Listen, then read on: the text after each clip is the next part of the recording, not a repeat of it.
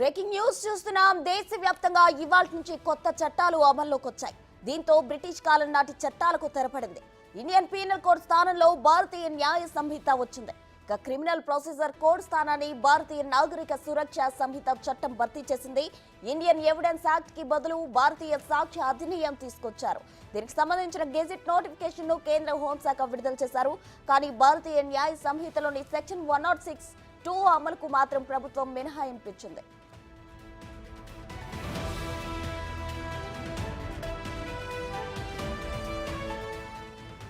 ఈ సెక్షన్ ప్రకారం వాహనాన్ని అతివేగంగా నిర్లక్ష్యంగా నడిపి ఒకరి మరణానికి కారణమైతే వాళ్లకు గరిష్టంగా 10 ఏళ్ల శిక్ష విధించాలి.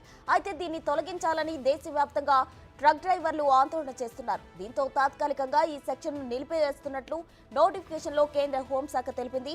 ఈ 3 చట్టాలకు సంబంధించిన బిల్లులను ఎన్డీఏ ప్రభుత్వం గతేడాది ఆగస్టు 11న లోక్సభలో ప్రవేశపెట్టింది. తర్వాత పార్లమెంటరీ స్థాయి సంఘం పరిశీలనకు కేంద్రం పంపింది. పార్లమెంటరీ స్థాయి సంఘం నివేదిక ఇచ్చిన తర్వాత డిసెంబర్ 20న లోక్సభలో, 21న రాజ్యసభలో బిల్లులకు ఆమోదం లభించింది.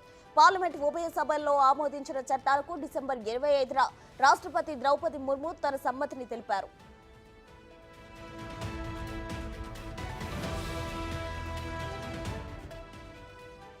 బిల్లులపై పార్లమెంట్లో చర్చ సందర్భంగా కేంద్ర హోంమంత్రి అమిత్ షా కీలక వ్యాఖ్యలు చేశారు.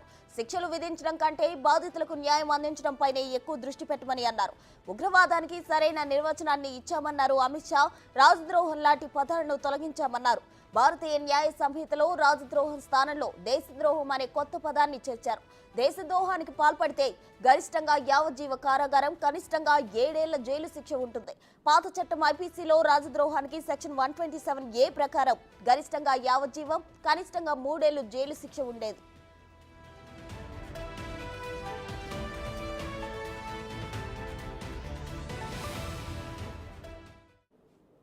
మరిన్ని వివరాలు మా ప్రతినిధి శివ లైవ్ లో అందించడానికి సిద్ధంగా ఉన్నారు. శివ, చెప్పండి. అయితే దేశవ్యాప్తంగా ఇవాళ నుంచి కొత్త చట్టాలు అయితే అమల్లోకి రానున్నాయి. ఒక చట్టానికి అయితే తాత్కాలికంగా మినహాయింపు ఇచ్చినట్లు తెలిసింది. ఓవరాల్ డీటెయిల్స్ ఏంటి?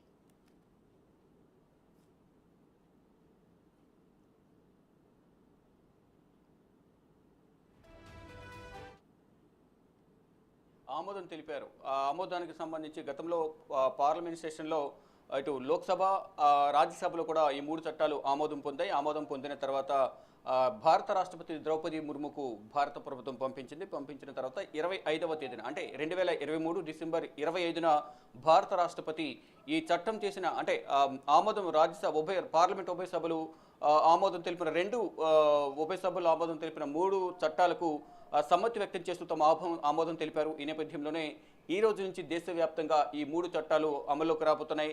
అంటే ఇండియన్ పీనల్ కోడ్ ఐపీసీ, అలాగే సిఆర్పిసి క్రిమినల్ ప్రొసీజర్ కోడ్, అలాగే ఇండియన్ ఎవిడెన్స్ యాక్ట్, ఈ 3 ప్లేసుల్లో భారత న్యాయ సంహిత, అలాగే భారత న్యాయ సురక్ష సంహిత, మరోవైపు భారత సాక్ష్య అధినియం, ఈ 3 చట్టాలు అనేవి అమల్లోకి రాబోతున్నాయి. అయితే ఈ సాధ్యాలపై గత పార్లమెంట్ సెషన్లో 2023 ఆగస్టు 11న పార్లమెంటరీ స్థాయి సంఘానికి దీన్ని పంపించిన తర్వాత పార్లమెంటరీ స్థాయి సంఘం ఒక నివేదికనిచ్చింది. ఆ నివేదిక ఇచ్చిన తర్వాత అప్పటి ప్రభుత్వం అండ్ ఎన్డీఏ 2వ ప్రభుత్వం ఇటు పార్లమెంట్ ఉభయ సభల్లో కూడా బిల్లును ప్రవేశపెట్టిన తర్వాత లోక్సభలో డిసెంబర్ 21, రాజ్యసభలో లోక్సభలో డిసెంబర్ 20, రాజ్యసభలో డిసెంబర్ 21న ఆమోదం తెలిపారు. ఈ బిల్లులు ఆమోదం తెలిపే క్రమంలో ఇవి సాధ్యం కాదు అంటూ కూడా పార్లమెంట్లో ప్రతిపక్ష పార్టీల నేతలు ఆందోళన నిర్వహించారు. దాదాపు 140 నుంచి 150 మంది ఎంపీలను సస్పెండ్ చేసి ఈ బిల్లును అమలు చేశారనేది ప్రతిపక్ష పార్టీలు గతంలోనే విమర్శలు చేశాయి. ఈ బిల్లును వ్యతిరేకిస్తూ ఇప్పటికీ కూడా సుప్రీంకోర్టులో కొంతమంది పిటిషన్లు దాఖలు చేశారు. కొన్ని రాష్ట్రాల ముఖ్యమంత్రులు కేంద్ర హోంశాఖకు లేఖ రాసి దీంట్లో కొన్ని మార్పులు చేర్పులు చేయాలంటూ కూడా లేఖ రాసిన నేపథ్యంలో దానికి సంబంధించి ఇంకా ఇటువంటి రిప్లై రాలేదంటూ ఇటు పశ్చిమ బెంగాల్ ముఖ్యమంత్రి మమతా బెనర్జీ, తమిళనాడు ముఖ్యమంత్రి ఎంకే స్టాలిన్ కూడా దీనిపై వ్యతిరేకత వ్యక్తం చేస్తున్నారు. మరోవైపు ఇటు ఈ విధంగా సాధ్యమవుతాయంటూ కూడా వారైతే దీన్ని వ్యతిరేకిస్తూ ఉన్న పరిస్థితి కనిపిస్తుంది. మరోవైపు కేంద్ర ప్రభుత్వం జూలై 1 3 చట్టాలు అమల్లోకి వస్తాయి కాబట్టి దానికి అనుగుణంగా వ్యవహరించాలంటూ ఇప్పటికే రాష్ట్రాల హోంశాఖలకు ఆదేశాలు జారీ చేసిన నేపథ్యంలో ఆ రాష్ట్రాల హోంశాఖకు సంబంధించిన పోలీస్ డిపార్ట్మెంట్ అధికారులందరూ కూడా కింది స్థాయి అధికారులకు ఇప్పుడు నూతన చట్టం అమల్లోకి రాబోదు కాబట్టి దానికి సంబంధించి ఎఫ్ఐఆర్ నమోదు చేయడం కానీ, సెక్షన్లు నమోదు చేయడం, ఏ కేసు ఏ సెక్షన్ కింద వస్తుంది అనేది కూడా జాగ్రత్త వహించాలి. మరోవైపు ఛార్జ్ షీట్ దాఖలు చేసే నేపథ్యంలో కూడా సెక్షన్ల కింద మాత్రమే ఈ ఈ కేసులను నమోదు చేయాలి, మొత్తం ఎఫ్ఐఆర్ బుక్ చేయాలనేది ప్రధానంగా ఇప్పటికే సూచనలు చేస్తున్నారు. మరోవైపు కొన్ని చోట్ల అడ్వకేట్లు కూడా హైకోర్టుకు సంబంధించిన సీనియర్ న్యాయవాదులు కానీ హైకోర్టుకు సంబంధించి చీఫ్ జస్టిస్లు కూడా అడ్వకేట్స్ కొన్ని సూచనలు చేస్తున్నారు. దానికి అనుగుణంగానే మీరు కేసులు టేకప్ చేయాలి, కేసులు వాదించాలి అనేది ప్రధానంగా వారందరికీ కూడా సూచనలు చేస్తున్నారు. ఇక ఈ రోజు నుంచి దేశవ్యాప్తంగా భారత చట్టాలకు సంబంధించి 3 నూతన చట్టాలు అమలులోకి రాబోతున్నాయి. ఇక ఇండియన్ పీనల్ కోడ్లో భారత న్యాయ సంహితలో ఒక సెక్షన్ మాత్రం 106 సబ్సెక్షన్ 2 దీంట్లో ఈ సెక్షన్ కింద వాహనదారులు అంటే ట్రక్ డ్రైవర్లు ఎవరినైనా యాక్సిడెంట్ చేసి ఆ యాక్సిడెంట్లో ఎవరైనా చనిపోతే మాత్రం అటువంటి వాహనదారుడికి డ్రైవర్కు దాదాపు గరిష్టంగా 10 సంవత్సరాల యావజ్జీవ కారాగార శిక్ష పడే అవకాశం ఉన్న నేపథ్యంలో అందరూ ట్రక్ డ్రైవర్లందరూ కూడా ఈ సెక్షన్ నుంచి మాకు మినహాయింపు ఇవ్వాలి. అంటే దురుసుగా అతివేగంగా ఈ వాహనాలు నడపడం ద్వారా యాక్సిడెంట్లు జరుగుతున్నాయి. అందువల్ల ఈ యాక్సిడెంట్లు కంట్రోల్ చేయాలంటే కఠిన శిక్షలు అమలు చేయాలని యోచనలో కేంద్ర ప్రభుత్వం దానిలో భాగంగానే 10 సంవత్సరాల గరిష్ట శిక్ష విధించాలని నిర్ణయించింది. కానీ దేశవ్యాప్తంగా ట్రక్ డ్రైవర్లు రోడ్లపైకి వచ్చి నిరసన వ్యక్తం చేస్తున్న నేపథ్యంలో అంటే మొత్తం డే అంతా జర్నీ చేసి ఉంటారు, నిద్రమత్తులో కానీ అనుకోకుండా యాక్సిడెంట్లు జరగడం వల్ల 10 సంవత్సరాల జైలు శిక్ష అనేది చాలా ఇబ్బందిగా ఉంటుంది. కాబట్టి అంటే భవిష్యత్తు అనేది మొత్తం జైల్లోనే ఉండాల్సిన పరిస్థితి ఉంటుంది.